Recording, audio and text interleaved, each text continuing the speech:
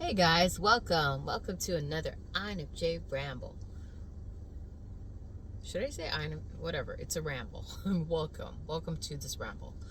Today I'm going to touch on, hey, have you heard of toxic positivity? You know what I'm talking about? I might have made a video on this, but again, I like to revisit topics because sometimes you acquire different angles. You know what I'm saying? Or sometimes it's just a really great reminder to revisit topics. Just to kind of like drill the lesson home. So, yeah, toxic positivity. If you're not aware or familiar with the term, it's when people are just overly positive.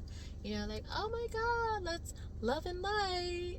you know, oh my God, love and light. Let's just live that life. It's not realistic. It's really imbalanced because it's not all love and light. There's darker aspects of life that exists, and we need to acknowledge those things.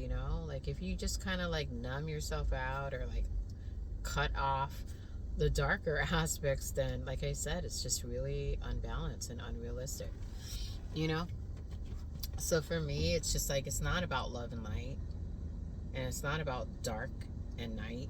You know what I mean? It's about balance. It's about being able to navigate through the two opposing extremes in a peaceful and gracious manner. Um, I don't know, like, I've noted that the best way to navigate through these things, the roller coaster, the roller coaster of life, is one, no expectations, two, no attachments to outcomes, three, just being present in every moment, and four, radically accepting everything as it is, just as it is.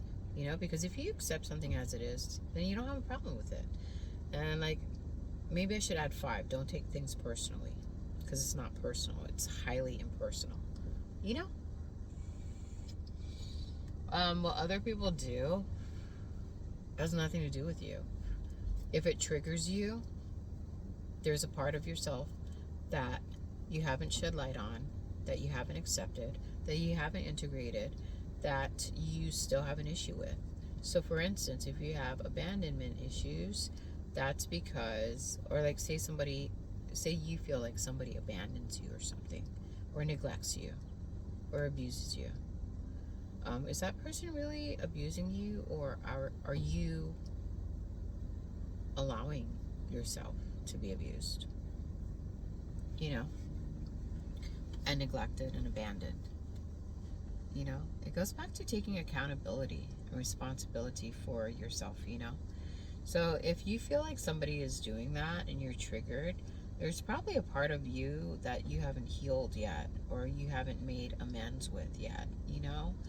And so it's just like, okay, if somebody does something that makes me feel a certain way, not only am I going to probably limit my time, possibly cut that person off, I'm going to self reflect.